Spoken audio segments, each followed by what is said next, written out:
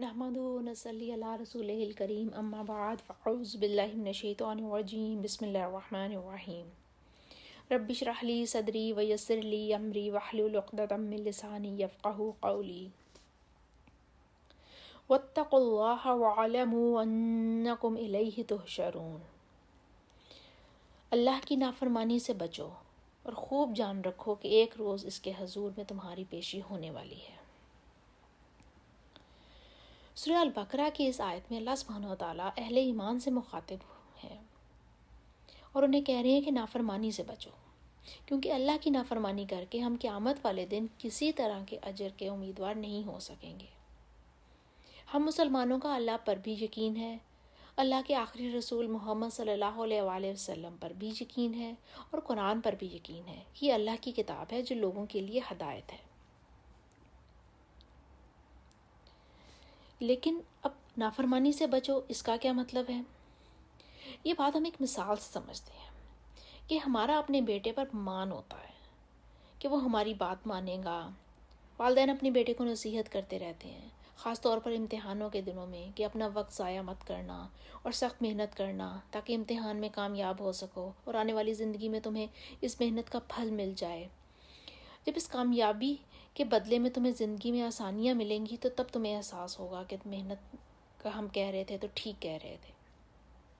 والدین کبھی پیار سے سمجھاتے ہیں تو کبھی غصہ بھی ہو جاتے ہیں، خاص طور پر جب اولاد ذمہ داری کا مظاہرہ نہ کرے اور اپنا وقت لایعنی کاموں میں ضائع کرے، ہر وقت بس کھیل تماشے کی فکر رہے، کھانے اور سونے کے غرض ہو، تو والدین کا غصہ جائز لگتا ہے کہ نصیحت تو وہ ٹھیک ہی کر رہے ہیں۔ اب والدین ڈانٹتے ہوئے حکم دیتے ہیں کہ محنت کر لو، وقت ضائع مت کرو، کیونکہ یہ محنت آگے چل کر ضرور فائدہ دے گی۔ ہر طریقے سے سمجھانے کی کوشش کرتے ہیں۔ اب آپ سوچیں کہ کیا کوئی والد یا والدہ باہر گلی میں نکل جائے اور ہر آتے جاتے لڑکے کو روک کر کہے کہ محنت سے پڑھو، وقت ضائع مت کرو، اور یہ کہ ایسے فضول گھومو پھرو نہیں، گھر میں ٹک کر آرام سے بیٹھو، کیونکہ یہ گھومنا پھرنا تمہیں کچھ فائدہ نہیں دے گا، اور اگر یہ والا وقت برباد کر دیا تو کچھ ہاتھ نہیں آئے گا۔ اور جب پیار سے گلی کے لوگ نہ مانیں تو انہیں ڈانٹنا شروع کر دیں تو کیا ہوگا؟ یہی نا کہ لوگ کہیں گے کہ تم کون ہوتے ہو ہمیں نصیحت کرنے والے، ہماری زندگی ہے، ہماری اپنی مرضی ہے، ہمارا اپنی زندگی پہ پورا اختیار ہے، ہم اسے جیسے چاہیں گزاریں۔ تم جو کوئی بھی ہو، جتنے مرضی مخلص ہو، اپنے مشورے اپنے پاس ہی رکھو، ہمیں کسی کے مشورے کی کوئی ضرورت نہیں ہے۔ جیسے والد صرف اپنے بیٹے کو ہی نصیحت کر سکتا ہے، یا یوں کہہ لیں کہ باپ کی نصیحت صرف بیٹا ہی سنتا ہے، کوئی سڑک پر جاتا ہوا لڑکا نہیں سنے گا، بالکل اسی طرح اللہ اپنی بات غیر مسلموں کو کیوں ماننے کا کہے گا؟ جب انہیں اللہ پر یقین ہی نہیں ہے،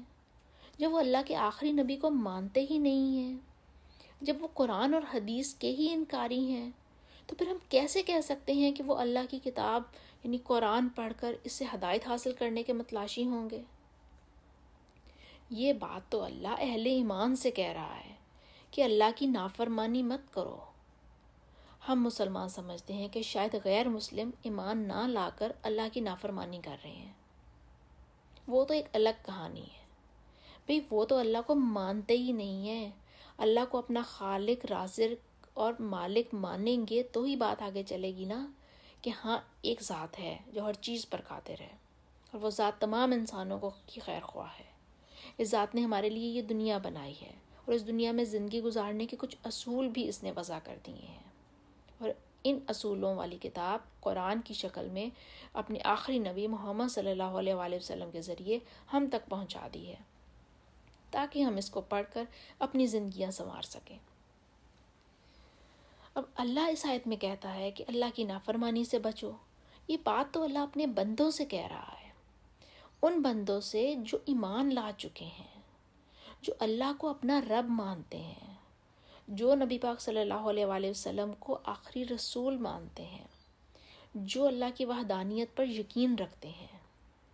جو ایمان لاتے ہیں کہ اللہ ہی اس کائنات کا خالق ہے اور اسی کے قبضہ قدرت میں ہر نفع اور نقصان ہے۔ اصل میں ہم اللہ کی نافرمانی کرتے ہیں، ہم کتاب کھولتے نہیں ہیں، ہم قرآن کھولتے نہیں ہیں، اس کو پڑھتے نہیں ہیں، اس کو سمجھتے نہیں ہیں، اس کو اپنی زندگیوں پر اپلائی نہیں کرتے، اس پر عمل نہیں کرتے، یہ نافرمانی ہے نا۔ نافرمانی ہم خود کرتے ہیں، اور الزام ہم غیر مسلموں کو ٹھہرا دیتے ہیں کہ وہ شاید نہ مان کر، ایمان نہ لا کر اللہ کی نافرمانی کر رہے ہیں۔ جب پڑھے لکھے ہونے کے باوجود اللہ کی کتاب کو پڑھنے کی زحمت گوارا ہم نہیں کرتے، اور اگر پڑھنے بیٹھ بھی جائیں تو عربی پڑھ کر سمجھتے ہیں کہ شاید پڑھنے کا حق ادا ہو گیا، اس کتاب کا ترجمہ پڑھ کر اس کو سمجھنے کی کوشش نہیں کرتے، اور اگر قسمت سے ترجمہ پڑھ لیں تو پھر اس کو اپنی زندگی پر نافذ کرنا ہمارے لیے وبال جان بن جاتا ہے، کیونکہ وہ ہماری دنیاوی ضرورتوں اور دنیاوی لذتوں سے ٹکراتا ہے۔ قرآن پر عمل کرنا ہمارے دنیاوی فائدوں سے ٹکراتا ہے، اس وجہ سے وہ ہم مشکل ہو جاتی ہے، اور ہم قرآن پڑھ کر جانتے بوجھتے ہوئے صرف بات بدلنے کے لیے یہ کہہ دیتے ہیں کہ غیر مسلم ایمان نہ لا کر اللہ کی نافرمانی کرتے ہیں، اور ہم جو ایمان لا کر اللہ کی نافرمانیاں کرتے ہیں ان کا ہمیں احساس ہی نہیں ہے۔ اللہ کی نافرمانیوں سے بچنے کے لیے ہمیں قرآن کو سمجھ کر پڑھنا ہوگا، اور اللہ کے احکامات کے مطابق اپنی زندگی گزارنے کی کوشش کرنی ہے، تاکہ ہم دنیا اور آخرت میں فلاح پا سکیں۔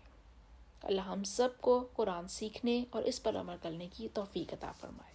آمین یا رب العالمین۔